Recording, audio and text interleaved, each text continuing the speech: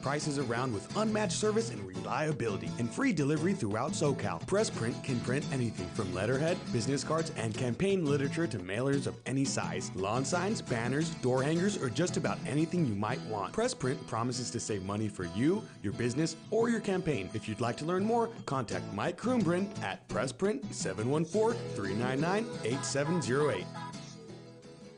You may think every weather app is the same until you see WeatherBug over-deliver on so many layers. With more free map layers than any other weather app, WeatherBug warns you the moment lightning strikes near you, prepares you for your commute with road conditions, routes, and even cameras. With everything from pollen and air quality to severe storm risks, radar, and satellite coverage, WeatherBug prepares you for the unpredictable. Download the WeatherBug app, trusted by over 10 million users, today for free. If you're ready for a Las Vegas vacation, here's an offer you can't refuse. The Vegas Travel Center is offering 3 days and 2 nights in Vegas free. Just call 909-406-7400. The offer includes accommodations with 2 free tickets to great Las Vegas entertainment with free meals. So if you're planning a trip to Vegas, you need to jump on this right now. Just call 909-406-7400. Obviously, an offer like this is not going to last. So call now, 909-406-7400 for your 3-day, 2-night Vegas vacation. That number again, 909-406-7400. Call now.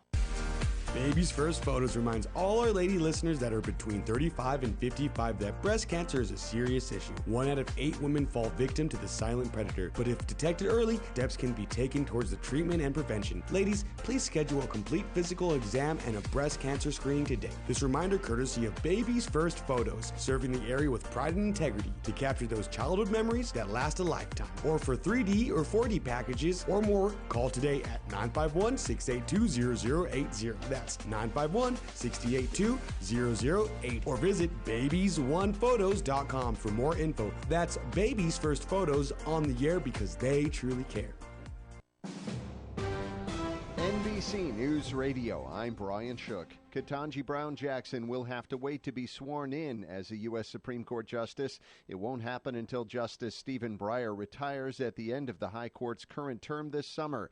Jackson was confirmed by the Senate on a vote of 53 to 47. Senate Majority Leader Chuck Schumer said Jackson's confirmation continues a move towards a more perfect union. This has been a long, hard road as we try to get to greater equality, less bigotry in America. An appeals court is reversing a lower court ruling reinstating President Biden's vaccine mandate for federal workers.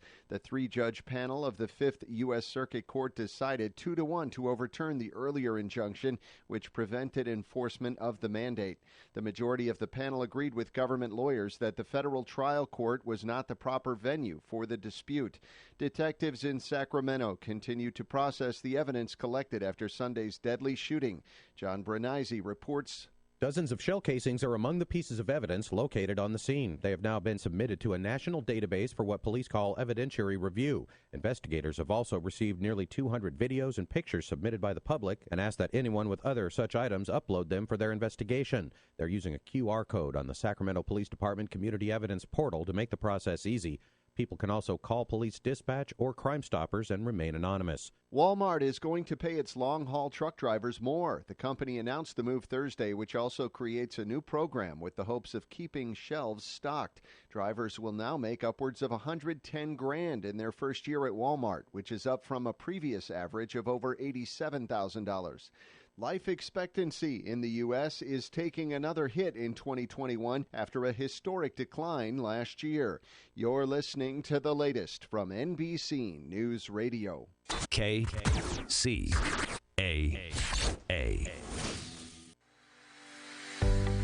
Are you ready for a new experience? To see life from another point of view? New hope, new expression, new joy. This is your radio hour.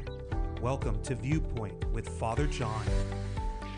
And welcome, friends. You're tuned to NBC Radio, KCAA, 1050 AM, 102.3 FM, 106.5 FM, or you can listen from anywhere around the world at kcaaradio.com.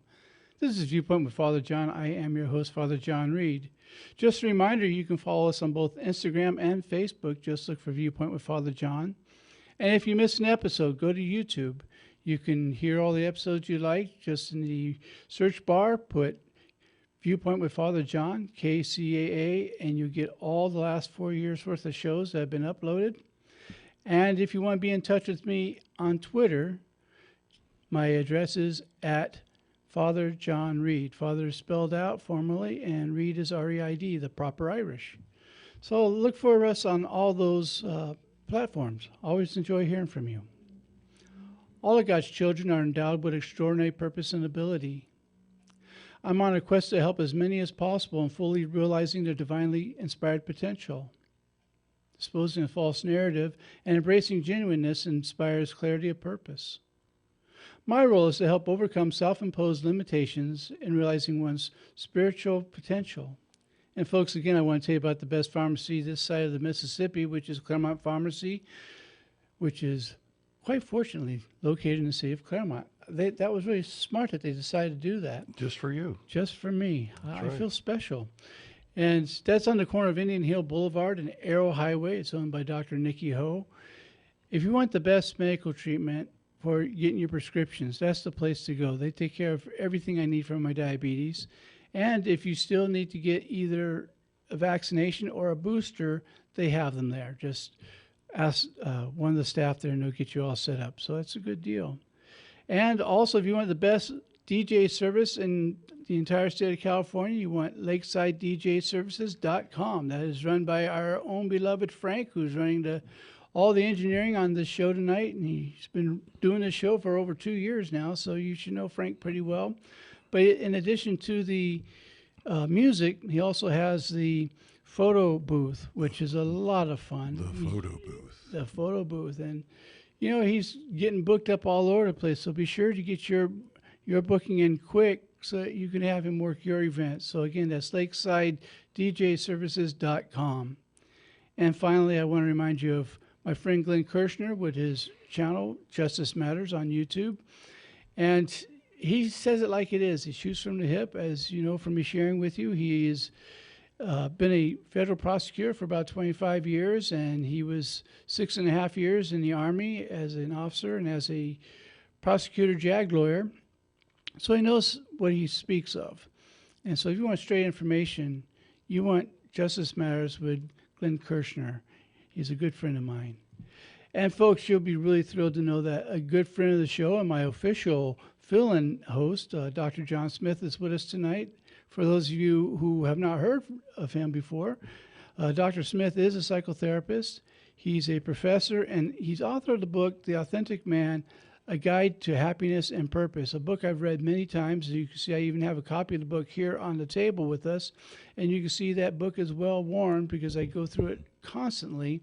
And I have suggested to a number of my counseling clients, both males and females, that they get this book because there's a lot in there. And I recommend you get a copy too if you don't already have one. It is available on Amazon.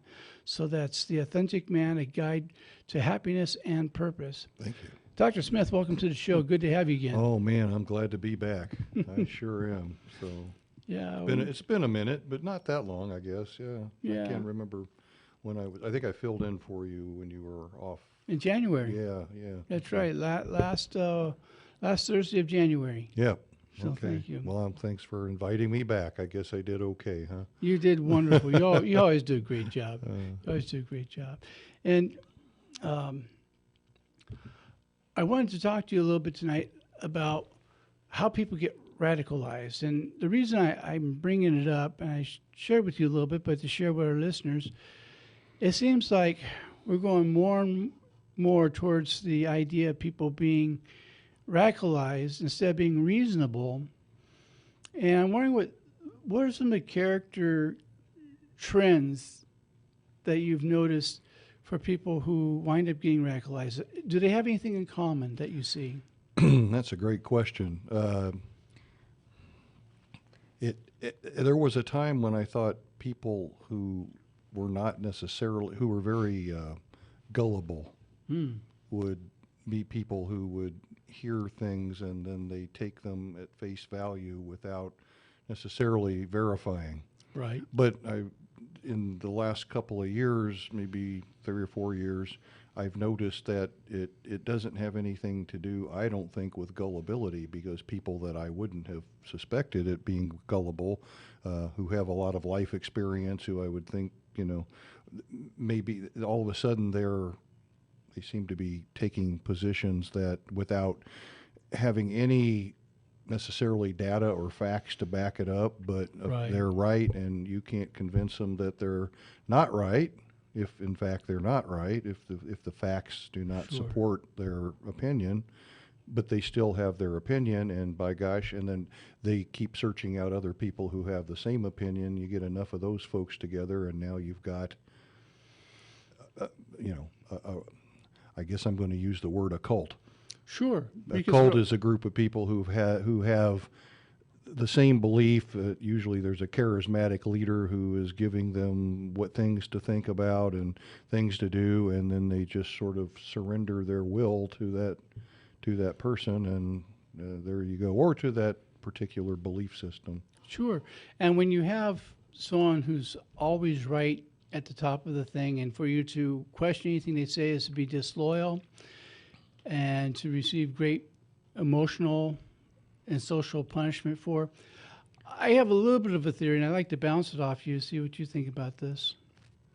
I think with the isolation people were experiencing with COVID and being cut off from their normal sources of engagement meant that their main engagement with people was Facebook and other social media, where a lot of this stuff really got pumped through.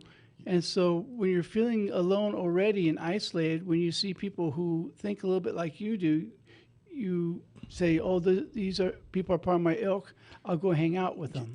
I think you hit on something, because when you were saying that, I was thinking, okay, how do they brainwash, or how do they break down prisoners, or how do they brainwash people? First they isolate them. Right. Then they indoctrinate them. Right. And the indoctrination process is to basically, while they're isolated, continuously bombard them with whatever the philosophy is, whatever the new program is. It's really like installing a new program and eliminating the old belief system. And you do that long enough psychologically, and they also include things like sleep deprivation and other. But you do that long enough, and then the person begins to identify with that. I mean, you may have heard the term Stockholm syndrome. That's what was going through my mind. Yeah, and I was thinking, of course, a lot of people may not remember who Patty Hearst but Patty Hearst was brainwashed by the kidnapped. Well, no, it was Symbionese Liberation Army. You are correct. And they had her carrying a gun. They were holding up a bank or something. I don't know, but anyway, they allegedly, that's what happened to her, is that they kidnapped her and then they brainwashed her, and she became one of their members. Yeah, one of their cronies. Yeah. Yeah, I've seen that happen before. I had a case a few years back. Wow, over 10 years ago. Where does time go when we start getting older? And she had become involved with someone who was a student of Charles Manson. Oh, wow. And she lost all personal identification in this and took on the identification of what she was told her new identification was. Mm-hmm. And the way I wound up working with it was family member had her kidnapped out of that relationship, and then I did the debriefing for that. Okay. Even though I hadn't done that in years, because it was a personal friend, I went ahead and did it. And the deprogramming of that was hardcore. I mean, we're talking a 2-year process. Right. Because you don't get brainwashed overnight, as you know. It's right. So I got a question, because you asked me what folks might have in common, and I said, well, I thought it was gullibility, but I don't think that's it anymore. What came to my mind was the lack of critical thinking. Right. It goes in, but it goes in unchallenged. And so I'm wondering what is happening to the critical thinking capacity that allows people to take in information without any challenge. It just goes in as fact, and it's not, that's how most kids under the age of 10 think, because their brain hasn't developed the ability to think critically yet. So you tell them something or they believe something, it goes in unchallenged as fact. Right. It's truth. And then at some point, around age 9, 10, somewhere around there, they develop this ability to think critically, so now they start challenging things. And, it's like, there's Santa Claus on the corner, there's Santa Claus at the mall, and there's this guy that kind of looks like Dad, but he's dressed like Santa Claus. They're all Santa Claus. Right. And then later they develop this critical thinking capacity, and then they go, wait a minute, Santa Claus can't be on the corner and at the mall, and that's not Santa, that's Dad. They've been lying to me. So, but they, before that, they didn't have the capacity or ability to do that. But it seems now like grown adults are approaching things with that same inability to challenge or think critically. It's, what you choose to believe is up to you, but if you are believing something without any challenge or any investigation or any research, then you're just being fed stuff, and there's nothing, you're not analyzing it critically. And if it matches belief systems you'd already had, as you know, when we hear something, it goes into our subconscious. If it goes along with what we already believe, it stays. If it doesn't, it gets kicked out like we never even heard it. Right. And there's been a lot of anger in this country for a long time because people see jobs going overseas. So what's the first element? The fear. Why do people allow themselves to be brainwashed? They're frightened of their captor. Well, instead of looking at the fact that what's really caused the loss of work, one was technology, that these jobs just didn't require manual labor anymore because it's done robotically. But you have to have someone to blame for that. Instead of saying the technology, we say, well, it's the people come over the border. I don't see a whole lot of computer techs come over the border, And so for each of these things, when the myth that has been out there for a long time, and I heard someone here at the station say one time that they were really upset because they had somebody who was from another country who got all the benefits. And he said, I wish I was an illegal so I can have all these benefits. And what they don't know is it's the law that if you are undocumented, you're not allowed to receive those benefits. It's just the law. Right. But because it's been planted, now you have someone come along who hits these things that are trigger points for you, and you say, see, I was right the whole time. Right. And I think that might be another way that people get radicalized. That I'm sure, it's basically, in science we call that experimenter bias. Right. Right. You believe it to be true, therefore, and you want it to be true, therefore you select information that proves what you want it to prove, not necessarily what's accurate or fact, but because it supports your theory or your belief, you accept that information. You sort of overlook or ignore the information that might prove it otherwise, and so then you go, hey, see, it's proof, it's true. Yeah, and I think one way that people can get a little grasp of what's going on is if you're listening to the information and you're starting to get a stomachache because there's a chance it may do away with something you already believe, then that says, okay, your belief is not put in truth. Your belief is a belief that you don't want to have challenged. And so you're going to run to where who's ever saying what it is you already believe and say the other is fake news. And right. Well, it's interesting these days. I try to avoid as much news as possible, but yet there's so much going on I can't quite stay away from it. But it's like each point of view, I'll call it each side, but there's so many sides these days. But each side has its belief system, and when there is something that challenges it, it's fake news. So, right. But this side says the other side has fake news, and the other side says the other side has fake news. And perhaps it's all fake, but I can't imagine that every single bit of information coming out is untrue. Right, and that's where facts and feelings become two separate worlds.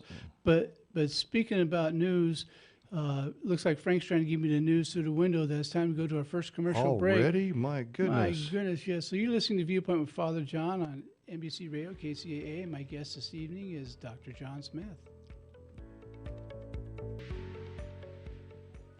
The loss of a loved one is one of the most challenging experiences in a person's life. It's hard to know where to turn to make your loved one's final arrangements. Jesse Ruiz at Personal Funeral Planning in Ontario will treat you and your loved one with the respect you deserve. Jesse served in the Marine Corps in Desert Storm and understands what it takes to provide loyal, personalized, and empathetic service to those who need it most. The families of Michael Jackson, Brittany Murphy, Ed McMahon, and many others have trusted Jesse to provide them with the highest level of service and support. To work with Jesse, call 909-762-4027, 909-762-4027, or visit their website, www.4pfp.org.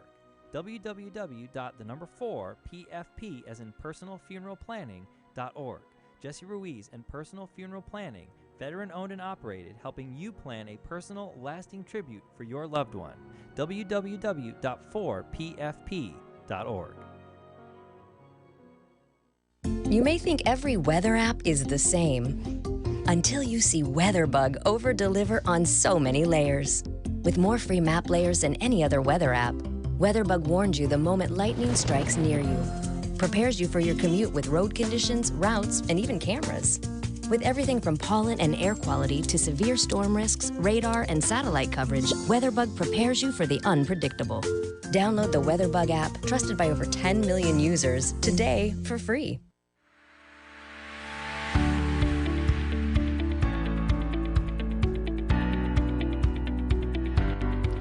And welcome back, friends. You're tuned to NBC Radio, KCAA, 1050 AM, 102.3 FM, 106.5 FM, or you can listen from anywhere around the world on KCAA Radio. This is Viewpoint with Father John. I am your host, Father John Reed. And my guest this evening is our beloved Dr. John Smith, who is a psychotherapist, a professor, and also the author of the book, The Authentic Man, A Guide to Happiness and Purpose, and one of my dearest friends as well. He's like a brother to me. And as we went to commercial break, I brought up something that we like to kick around a little bit more, which is finding out the difference between facts and feelings, because they're different worlds, because some people mistake how they feel as being a fact. And you want to talk about that? Well, you hit it on the head. I know a lot of people like this. In fact, I have seen a lot of folks like this in my therapy practice, because they feel, and there's nothing wrong with feeling, but feelings are usually generated from either a situation or by thoughts. Okay? So I know a lot of people that feel something, therefore to them, they feel it, therefore it's true. Right. So it because they feel strongly about something, there's a lot of emotion behind it. It's not being challenged. It's not being analyzed as whether it's true. It's, I feel it, therefore it is. That's the truth. Well, as we probably all have dealt with, that's not the case quite often. Sometimes it is, but most of the time it's not. Well, when I was going through police academy, I can remember someone made a mistake of saying, when asked about this crime, so well, I felt that, they said, I don't care how you feel. I want to know what happened. Yes. What are the facts? And that's a courtroom procedure, too. They're not interested in what you felt happened. They want to know what legitimately happened. And you can get called out on that. The opposite is true, too. I know a lot of people that go, well, I feel that. Yeah. No, that's what you thought. That's not what you felt. But Correct. So they confuse thoughts and feelings. Talk about that for a minute, because I think that's a very important point. Well, and that wasn't a play on words. Well, so, I hear people all the time that they'll go like, well, I feel that this and this and this and this. Well, okay, you feel it, but what you're really saying is, I think this and this and this. That's your opinion. Correct. Okay, that's your opinion, and then your opinion is your opinion. The question then is your opinion based in any fact. Right. Okay, I can have an opinion. The sky is gray, the sky is green, the sky is purple. That's my opinion. Right. What's the fact? that supports my opinion. You know, I can have an opinion, which I can't probably say it on the air, but you know that saying about opinions are like, you know what, because everybody's got one. Yes. Orifices. Yes. And some stink worse than others. That's right. Okay. Well, I think that was clear on what I was trying to say. Yeah. I just wanted you to know I had your back on that. Okay, thank you. Yeah, Yeah, I didn't have to. Frank didn't have to push the button. Yeah, that's good. He was hovering. I think he was. Yeah, he's hovering. Yeah. He says that was so bad, even his fingers stuttered when he tried to hit the button. But seriously, that is a huge issue. And when along those lines, when someone doesn't distinctly understand the difference between an opinion and a fact, or a talking point and a fact, it makes it really hard to have an intelligent conversation about what's really going on. And what we see in some things happening right now, particularly in politics, is certain individuals taking advantage of that lack of understanding. Right. And coaching people to think this is what's real when it's really what somebody fears. It's based on somebody's fear. Right. But it has nothing to do with reality. Well, if you think in history, sometimes in good ways, but most of the time in bad ways, when you want to motivate a crowd of people to do something, whether it's a good thing or a bad thing, you play to their fears. That's right.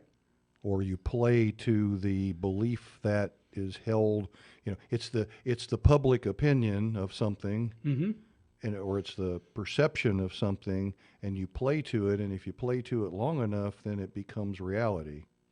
Well, and that's what I see happening today is, you know, there are a lot of people playing to various things, and they say it enough, and they say it enough, and they say it enough, all of a sudden now it's fact, it's reality.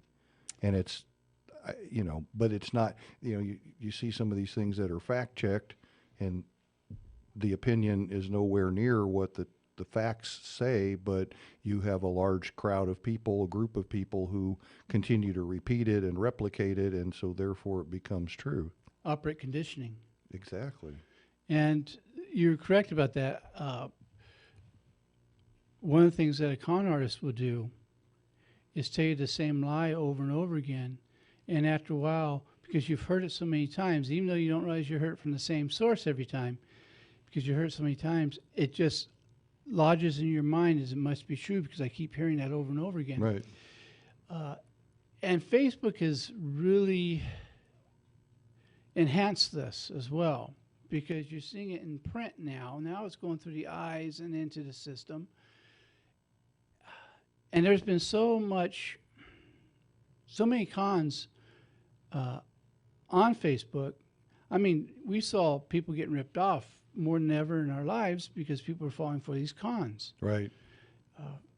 So it is by repetition that we slowly but surely start taking some ideas You mean that prince in Nigeria isn't real? Well, yeah, I know he has to be real because he told me he's sending me that money because he can't, his bank account is frozen up. He just needs me to do this check for his employees here. Right, yeah, I knew he was going to pay me back. Okay. Yeah. Yes, we're having fun with you tonight with listeners on that one. So if you are talking to the Prince of Nigeria, he's fake. He's fake. He's only a prince of your wallet if you give in to him. I can see the email coming in from a real prince from Nigeria saying, "What are you talking about? I'm real." That's right. Yeah. That's right. And I'm just going to be real good and not step onto that dance floor. No, please don't. Tempting as it is. I want to hear you back next week, so you better not step on that one. Yeah, that would be a landmine. That's a hand grenade I don't want thrown into my future. Thank you. Yes. Well, again, when we hear what we secretly believe being said out loud, it's not uncommon to identify. Back to the Stockholm Syndrome, it's a matter of survival. And when you think you're the odd duck out, but you hear these other odd ducks, you say, oh, no, I just wasn't with the right tribe. The other ducks are odd. Mm-hmm. And we've seen more of that over the last 5 years than we've ever seen. And with everyone being locked up with COVID, we needed someone to be angry with. But yet, it's like when we're angry with our parents, we can't really acknowledge it because psychologically it's like killing our parents off. Mm-hmm. I think so many people politically were relating that way. If they dare say that the person that they held as a hero is wrong and is handling this incorrectly, then they're being disloyal, which they're killing off that parent figure, so to speak. Right. What do you feel about that? Think about that. Yeah. Well, I think there's some truth to that, at least psychologically or symbolically speaking, not literally killing them off, but symbolically attacking them or killing them off. But that I think that what you pointed out is that loyalty thing. That's huge, and some, what's that saying? Loyal to a fault. Right. Some people have, for whatever reason, have pledged their undying loyalty to a cause, a belief, a person, right? And without question, they're even, literally in some cases willing to die or kill to be loyal to that person, belief, or cause. Well, yeah, and we just saw it again with one of the people out of Russia blaming George Soros for some of this that's going on over there. I kid you not. Well, isn't he like the person who's responsible for everything that goes wrong now? Yes. Pretty much. I mean, Yes. he's like the maniacal. What was in Sherlock Holmes the character that was always Sherlock Holmes's nemesis, Moriarty. Moriarty. Yeah, Soros is the Moriarty of the world right now. He's the diabolical person behind everything. Yeah, I suppose he could be, but Well, the idea is when we can give people a target and say, this is why you feel this way. This is why you're so afraid. This is why you have such bad luck. Well, now we have something we can focus on. Right. And we don't have to be responsible for our own life. Because sometimes we feel so ashamed that we haven't done more with our life that it's nice to have something outside of us say, see, it wasn't my fault the whole time.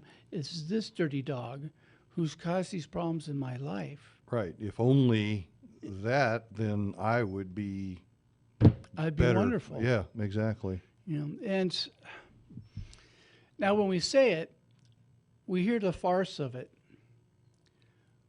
But when it's happening, we're not speaking outside of ourselves.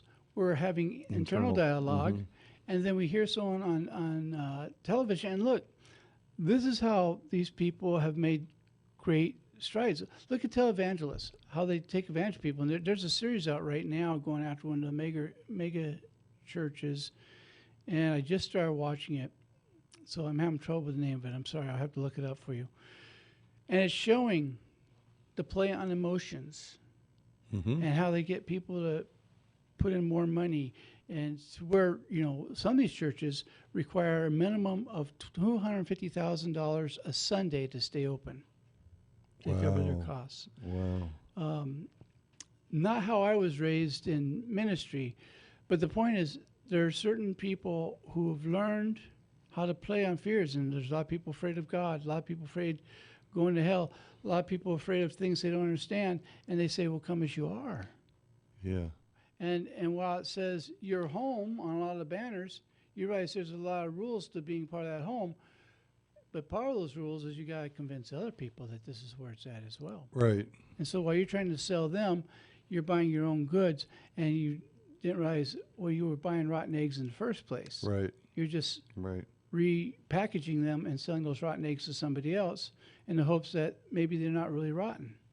Well, right, and that's how you also gain favor with whoever is the leader.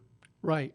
Or, I will be accepted, and the more people I can bring in, if you will, or the more money I can contribute, or whatever it is, the more of something that I can do, the more favor I will gain with the leadership. That means I'll be more liked, I'll be more part of it, I'll be more wanted. One of the things which was an unofficial study, so I don't want to put this out there as science. This is just an observation. Please know the difference. It had just left me. There it goes, quick. Quick, I should have grabbed Well, it while you're looking for that one, I was going to say, one of our basic human needs is to belong. That is where I was going. Thank you. Exactly. How's that one? I caught it. Nice catch. I caught it. There you go. So yeah, belongingness is and we've been so isolated, and we've been so I'm not even sure now. I'm losing the word. Divisive or divided, right? Polarity.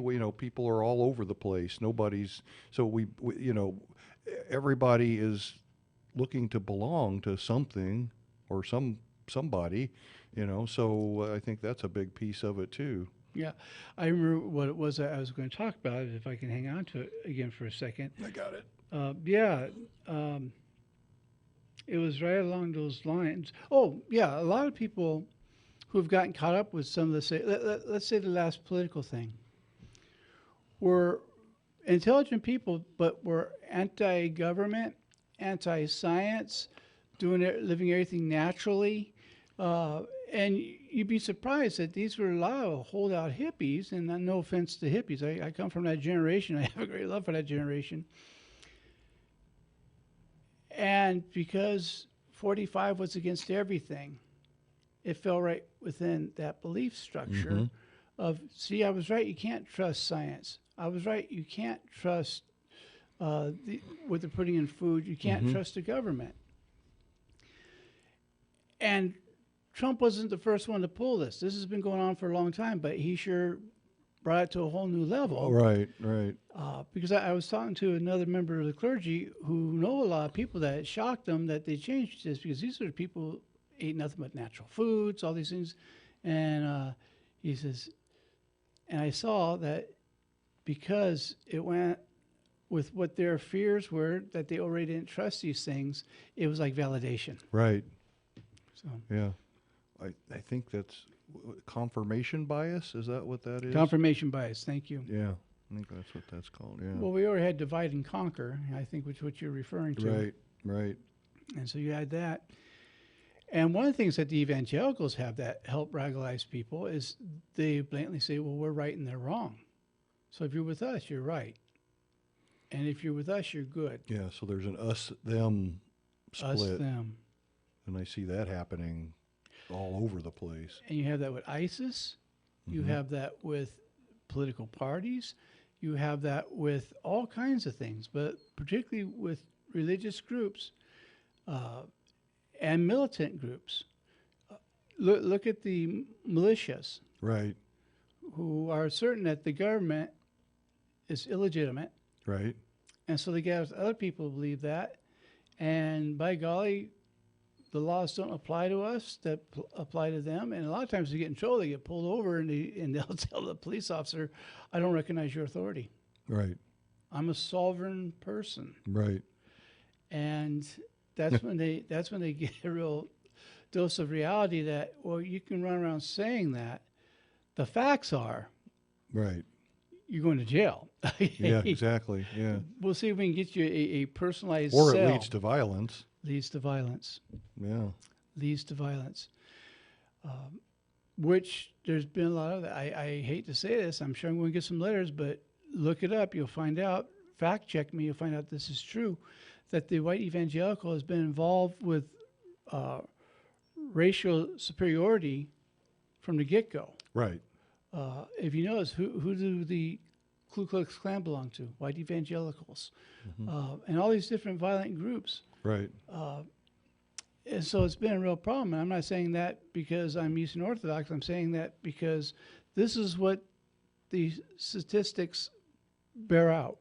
Yeah, absolutely. So it's in the numbers, baby. Yeah. Speaking of numbers, Frank's looking at me like we're at your numbers up as we go to commercial. My guest this evening is Dr. John Smith, author, professor, and all-around good guy. Thanks. The loss of a loved one is one of the most challenging experiences in a person's life. It's hard to know where to turn to make your loved one's final arrangements. Jesse Ruiz at Personal Funeral Planning in Ontario will treat you and your loved one with the respect you deserve. Jesse served in the Marine Corps in Desert Storm and understands what it takes to provide loyal, personalized, and empathetic service to those who need it most. The families of Michael Jackson, Brittany Murphy, Ed McMahon, and many others have trusted Jesse to provide them with the highest level of service and support. To work with Jesse, call 909-762-4027, 909-762-4027, or visit their website, www.4pfp.org. www.4pfp as in personal funeral planning.org. Jesse Ruiz and Personal Funeral Planning, veteran-owned and operated, helping you plan a personal, lasting tribute for your loved one. www.4pfp.org.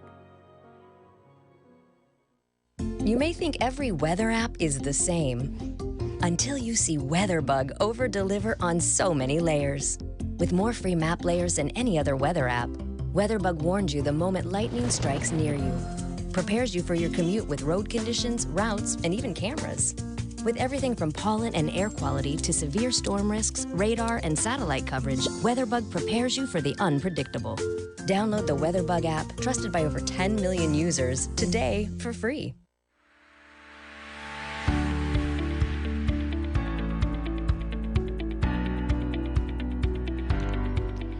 And welcome back, friends. You're tuned to NBC Radio, KCAA, 1050 AM, 102.3 FM, 106.5 FM, or you can listen from anywhere around the world at kcaaradio.com. This is Viewpoint with Father John.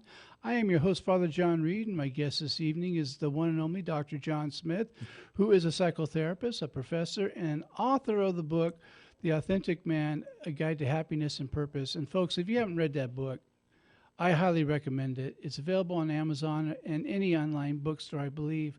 But I know for sure Amazon because I got my copy there. And if you're looking on YouTube, you can see that the copy in front of us is well worn. It's because this is my personal copy of it. And I've gone through it. I highlight things. I draw lines other place. I dog-eared the pages. I've used this for talks I've given, because it's that good. So, well, thank you. So definitely get that book. It's the Authentic Man, A Guide to Happiness and Purpose. During the commercial break, I was bouncing some things off you, and it's been an observation that I think we're dealing with a problem with things going into a closed-circuit idea. In other words, sometimes we think we're open-minded when we're really closed-minded. Mm-hmm. And when we're closed-minded, it seems easier for us to be radicalized.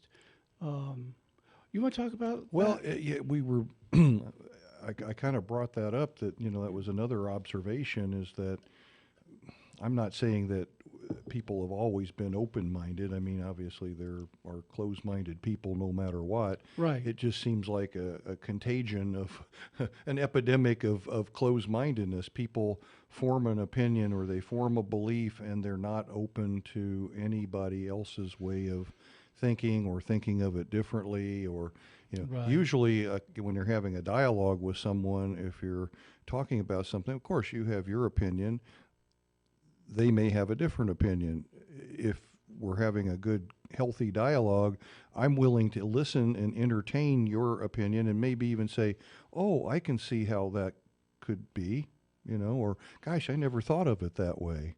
Right. But that's not happening anymore. In a lot of cases, it's like, I'm right, you're wrong. And there's black and white. It's turned into sort of a black and white thinking, all or nothing. Yeah, binary. And if you disagree with me, it's because you're stupid. Yeah, now I'm going to character assassinate you because you don't agree with me. My uncle used to say I wouldn't argue if I was wrong.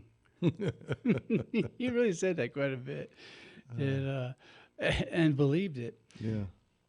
So oftentimes we may fool ourselves into thinking that we're open-minded when we're really not. Would that be a true statement? Yeah. I know a lot of people who think they are, but then when you get into a conversation with them, you realize that they're very rigid and they're very one-minded people, and there's no way to get them to budge on their belief. Yeah, and I find that when you ask for sources or anything, not to be a smart aleck. I was having a conversation with someone this week, and I mentioned that to you. And when I asked, what are your sources? I wasn't attacking them. I wanted to know the sources so I could look it up and see what they're seeing in case there's something I missed.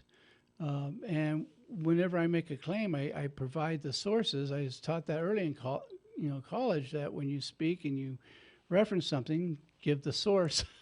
I mean, I'm an educator, and that's what we teach, as far as, if you can have whatever opinion you want. Right. But cite a source. Where does that opinion come from, and what supports that opinion? And that's fine. And that, of course, discourse and disagreement is what higher education is built upon, right? I mean, It's not, there are facts in some cases, but a lot of it is opinion and discourse, and that disagreement helps improve the science or the world because we see things through different lenses, and and yet it kind of dawned on me, and I'm not going to blame the public schools, except it probably is the public schools. At least you'll get letters, not me. Yeah. Thanks for that. Are they? I did. This is a question, because I don't know. Are they not teaching critical thinking? Because I know. Yeah, I teach it. I teach at the college level.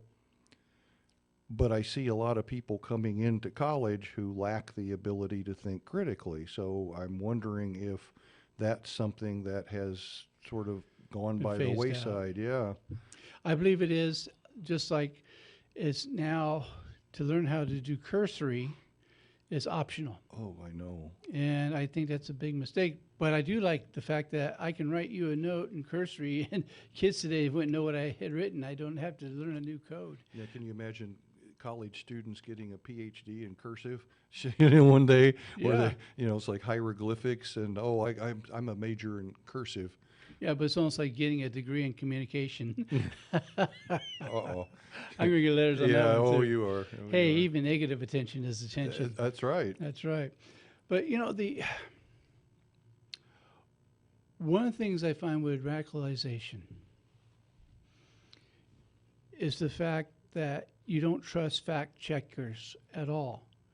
In this conversation, someone made a statement about CNN and NBC, and I spoke for NBC. I don't work for CNN, but because I'm on an NBC network, I know that as being licensed under news, we have to have a accuracy level of no less than 97%. We have to have professional fact checkers that check, and when we're wrong, we have to go back and say, this is what we reported, this is what we've learned since then. Yeah, retraction. Mm-hmm. And this other person says, well, I don't trust the fact checkers. They're not working. I said, do you listen to any of those stations? He said, no. I said, how do you know? And because he was told this is what it is to believe. And the source he's getting his information is one that can't be licensed under news because they're not accurate enough, so they're licensed under entertainment. Uh-huh. And that particular station is also banned in both Canada and Europe because it's not news at all, it's propaganda. And so, Interesting. Yeah. So they've taught their listeners that the fact checkers are not credible. Right. Just like they say Snopes is a bad thing. No, Snopes is real accurate. If you look something on Snopes, it tells you that it's fake. I'm the only source of true. Right. So everybody else is false. Everybody else is fake. Right. Even though it may be that the person who says they're true is the one who's false. Exactly. But how would we know if we never question? That's the point. And that's part of radicalization. Radicalization is you're not allowed to question anything unless it's come from somewhere else. Question all other sources. Right. And I've noticed that, some of the most radical belief systems, most radical groups of people get their information from a source, an authority that tells them what to think, what to believe, what to do. And, that there's no, again, you're not allowed to question or challenge anything that comes from that, whatever that source is. Well, I see it in religion all the time. You'd be surprised how often I get people come after me on Facebook or Instagram when I quote either the Bhagavad Gita or the Quran or another holy writing, because they're all holy writings. Mm-hmm. And if it didn't come out of the Bible, it doesn't exist. In fact, I remember I was doing a wedding some years ago, about 16 years ago, I guess, thinking of a couple. And in the ceremony, I used a quote from Khalil Gibran. I introduced as the Prophet Gibran, because he's known as a prophet. And someone after the wedding says, how can he be a prophet? He's not Christian or Jewish. I said, those aren't the only prophets. Prophets means they have inner seeing. They are enlightened. And they just couldn't believe that. Well, you can't call them a prophet. They didn't come from our Bible. I said, if that's working for you, fine, but I'm going to continue this. But that's how they were taught, that we only have one belief system that's correct, so you're not allowed to read anything but the Bible. Well, when you can't have any other source, that's how you get total domination. And that's where denomination turns into domination, and it's very unhealthy.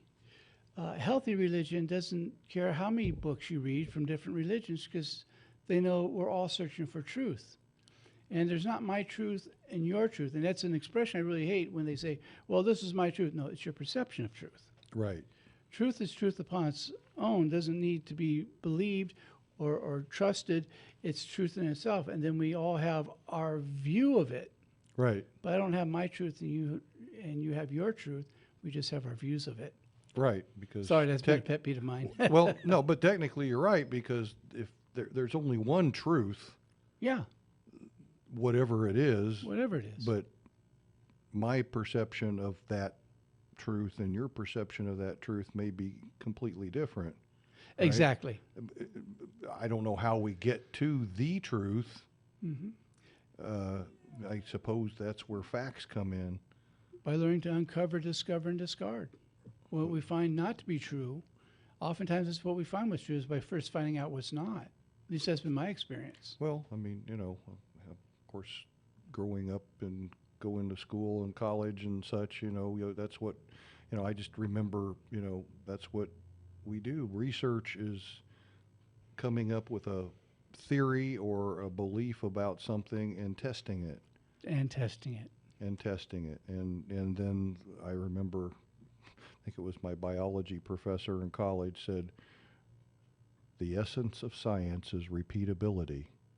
Right. So you can come up with a research study and come up with whatever results you get. Whether that's truth or not depends on whether everybody else can do what you did and come out with similar or the same results. That's repeatability. That then, okay, now if everybody's getting the same result, now we got something. Well, Gabby says I'm repeatedly wrong. Well, I know Gabby, so she's probably pretty right. Yeah, see, there you go. So, see, it works. It works on almost everything. See? Yeah. and that statement is repeatable if you see some of the stupid things I do. That's right. See, you've proven it time and time again. That's right. No, I would hate to be disagreeable with her. That wouldn't bode well for you. Yeah. What's that expression?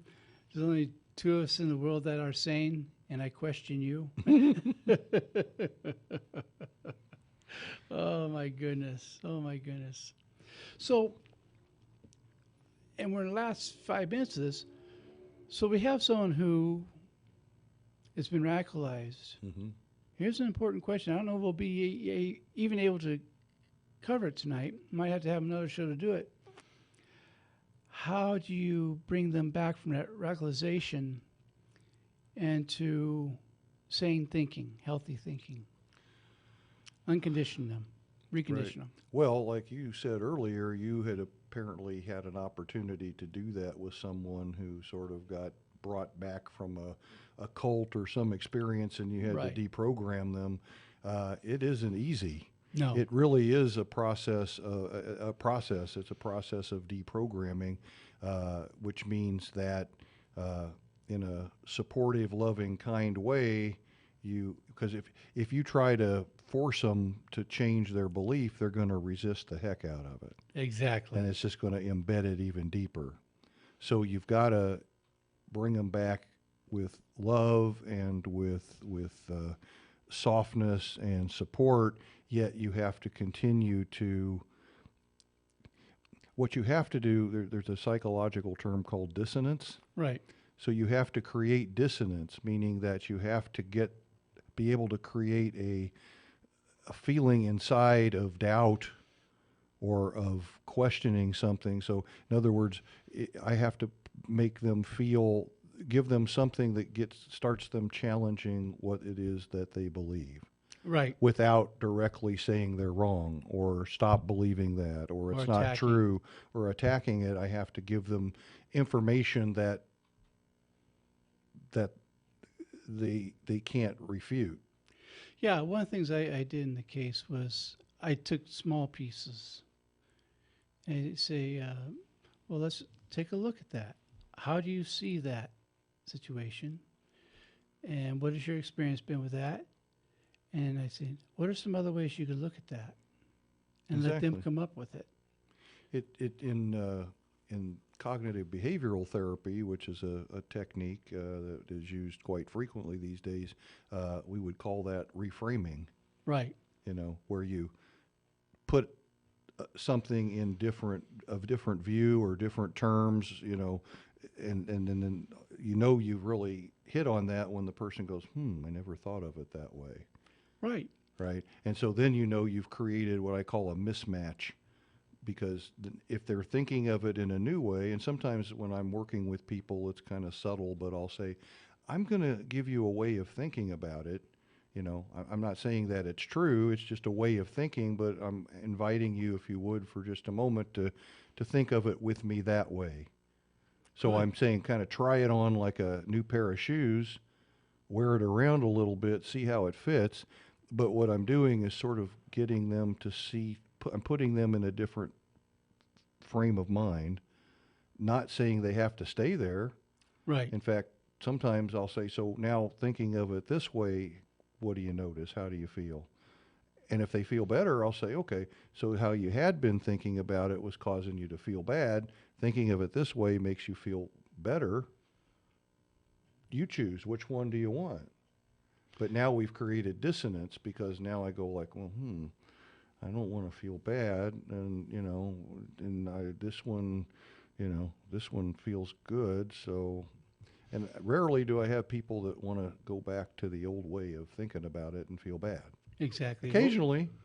We're down to our last 1 minute, and great conversation tonight. I really appreciate that. I think it's important to leave the listeners with this idea. If you have someone who has been radicalized, direct confrontation is not the way to go, because part of the radicalization teaches them to fight against anything. So if you don't put something up for them to push up against, then you have a better chance of getting in. But have your facts in order, know what you're talking about, and then, as we like to say around some of the people we run with, say what you mean what you say, but don't say it mean. Oh, I like that. And, so my guest this evening has been Dr. John Smith, author, psychotherapist, and all-around good friend and professor at that. And so, daggone, I got lots of titles, huh? Yeah. Do you have a final thought you'd like to share with our listeners before the music comes on? Love each other. Yeah. Just love each other, and rather than looking for what's wrong, just kind of look for what's right or what's common. Or as the bumper sticker says, look for the good and praise it. Yeah. Well, you've been listening to Viewpoint with Father John. I'm your host, Father John Reed. My guest has been Dr. John Smith. If no one told you this week that they love you, let me be the first. Thank you for joining us, and I look forward to being with you again next week. Go in peace. Thank you very much. So it's nice to watch you do these things. KCAA Loma Linda, 1050 AM, 106.5 FM, and now 102.3 FM.